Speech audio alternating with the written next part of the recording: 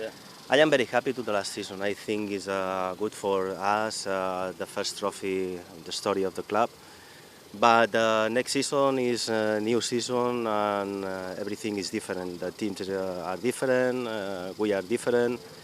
But the expectation about the people to improve the last season is very difficult for us because only it's possible to improve last season when the team is possible to win 2 trophies. And I think until now nobody is possible to win 2 trophies in India. No?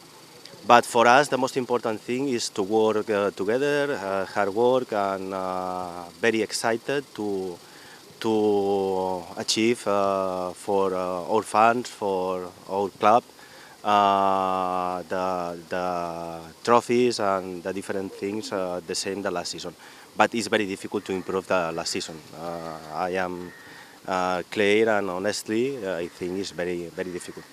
It's very important as a coach to keep the squad the last season because they know my style, my idea, my different things as a coach is good. No? But for example, it's difficult to retain the players the level of Coro and the other players the highest level because all teams want these players. No?